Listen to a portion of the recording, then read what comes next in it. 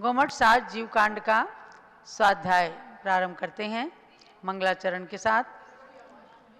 सिद्धम शुद्धम पणमीय जिनिंद वर्णिमि चंदमकलंकम गुणरयण भूषणुदयम जीवस्य परुवणम वोच्छम।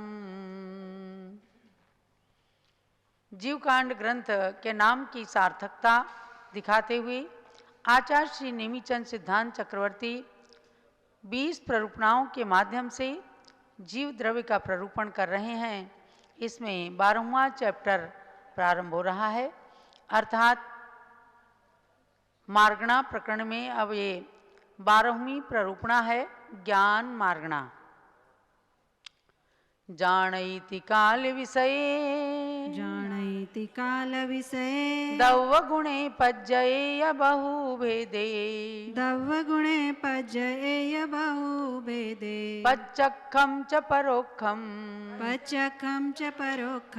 अनेन नाणं तिणं बेन्ति। सामूहिक गाथा पढ़िएगा। जानैति काल विषये दौवगुणे पज्जयेय बहुभेदे पच्चक्खं च परोक्षं अनेन नाणं तिणं बेन्ति। जानाति त्रिकाल विषयान् द्रव्यगुणान् पर्यायांश्च बहुवेदान् प्रत्यक्षं च परोक्षम् अनेन ज्ञानमिति इदं ब्रुवन्ति। ज्ञान मार्गणा का शुभारंभ हुआ। इस गाथा के माध्यम से आचार्य देव कहते हैं कि जानैति काल विषये, जो तीनों काल के विषयक सभी तीन काल कौन से होते हैं? भूत, वर्तमान, भविष्यत। इन तीनों काल संबंधी दव गुणे पज्जये या बहुभेदे, द्रव्यों को, उनके गुण को, उनके अनेक प्रकार की पर्यायों को, जो बहुत प्रकार की पर्याय हैं, उन सब को जिसके द्वारा जाना जाता है, ये जीव जिसके द्वारा जानता है उसको कहते हैं ज्ञान। ज्ञायते इति ज्ञानम। जिसके द्वारा जाना जाता है वह ज्ञान कहलाता है। पच्चक्खम च परोक्षम, और वह ज्ञान प्रत्यक्ष और परोक्ष दो भेदों से समन्वित है। एक ज्ञान प्रत्यक्ष ज्ञान है और एक परोक्ष ज्ञान है। सामान्य से ज्ञान के दो भेद बताए।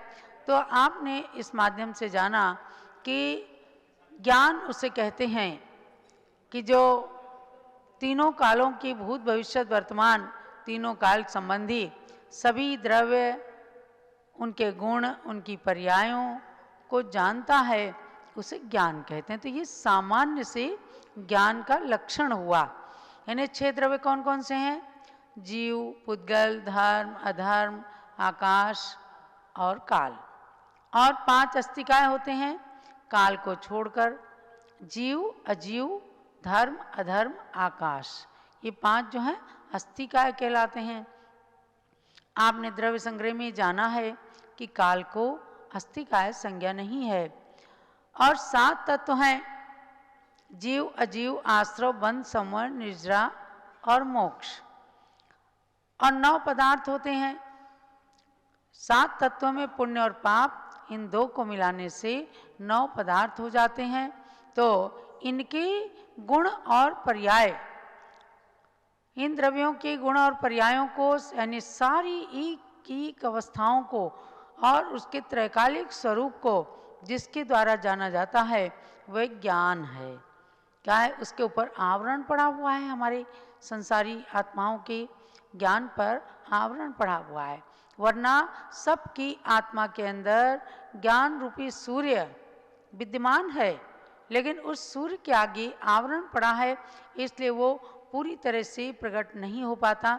जितना जितना आवरण हटता है उतना उतना ज्ञान प्रकट होता है।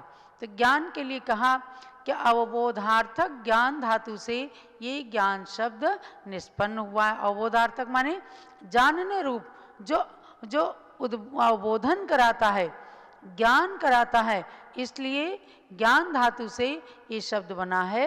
और जीव की चैतन्य शक्ति के साकार परिणमन रूप उपयोग को ही ज्ञान कहते हैं। उपयोग दो प्रकार का होता है, साकारोपयोग, अनाकारोपयोग, या ज्ञानोपयोग और दर्शनोपयोग। तो जिनमें आकार जब तक नहीं झलकता तो वह दर्शनोपयोग कहलाता है, वो अनाकारोपयोग निराकार होता है। और साकारोपयोग ज्ञानोपयोग को कहते हैं। तो साकार परिणमन रूप उपयोग को ज्ञान कहते हैं। द्रव्य के, फिर बाद में बताया कि द्रव्य गुण और उनकी त्रैकालिक अवस्थाएं उस ज्ञान की विषय होती हैं, साकारोपयोग के विषय होते हैं। आप देखो जीव का लक्षण कहा, क्या कहा, उपयोगो लक्षणम, उपयोग जीव का लक्षण है। तो साकारोपयोग, अनाकारोपयोग यानी ज्ञानोपयोग और दर्शनोपयोग, ये हर प्राणी, चाहे एक इंद्रिय जीव है चाहे पंचेंद्रिय जीव है, सब में किसी न किसी रूप में साकार और अनाकार ज्ञान और दर्शन उपयोग पाए ही जाते हैं। तो सामान्यतया इस ज्ञान के दो भेद हैं, प्रत्यक्ष ज्ञान और परोक्ष ज्ञान। तो जो इंद्रिय और मन की सहायता से होता है वह कहलाता है, वो क्या कहलाता है, परोक्ष ज्ञान। परोक्ष ज्ञान जिसमें सहायता होती है वह परोक्ष ज्ञान है, इंद्रिय और मन की सहायता से। और जिसमें इन इंद्रिय और मन की सहायता नहीं होती है, जो विशद है, स्पष्ट है, इंद्रिय और मन की सहायता के बिना ही अपने विषय को ग्रहण करता है, उस ज्ञान को कहते हैं प्रत्यक्ष ज्ञान। तो इस ज्ञान के बारे में आपने इतना जान लिया है और हम सब के पास ये ज्ञानोपयोग है, जिस रूप में भी है, उस थोड़े रूप में, आंशिक रूप में है, लेकिन है सबके अंदर। ये आपने ज्ञान मार्गणा का प्रारंभिक स्वरूप जाना है, आगे इनके भेदों के बारे में हम ज्ञान प्राप्त करते रहेंगे। अब हम चलते हैं आचार्य श्री शांति सागर महाराज के गुणानुवाद कार्यक्रम की ओर। भव्यात्माओं, आज आचार्य शांति सागर महाराज के गुणानुवाद समारोह का 5वां दिन है, पंचम दिवस है।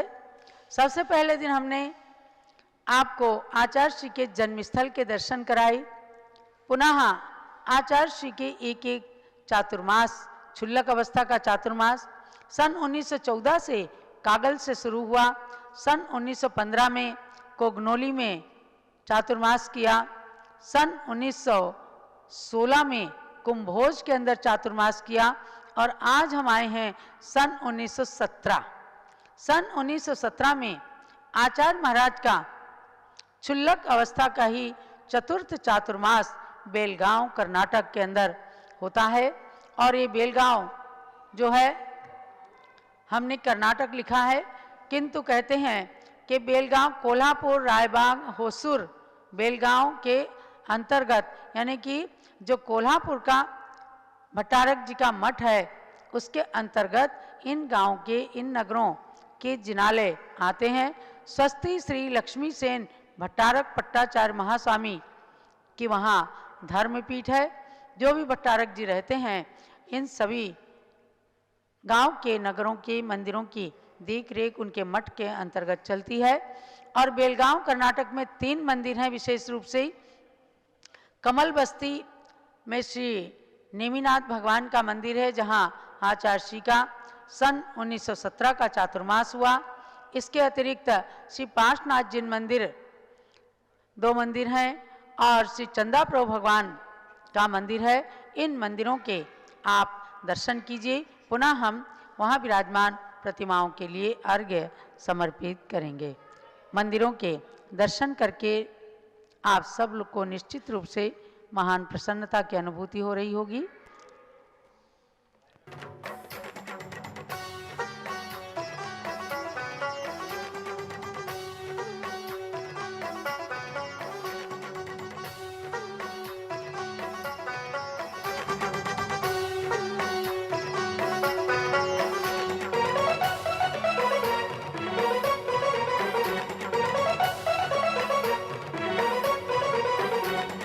दर्शनं देवदेवस्य दर्शनं पापनाशनं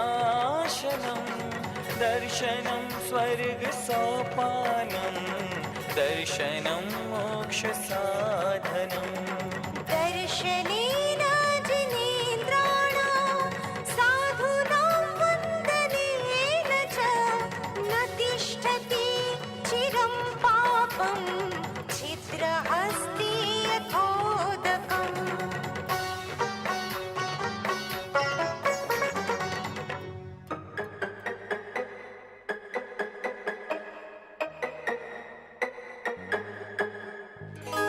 दर्शन कर लो जिनवर का उपवासों का फल मिलता दर्शन कर लो जिनवर का उपवासों का फल मिलता करो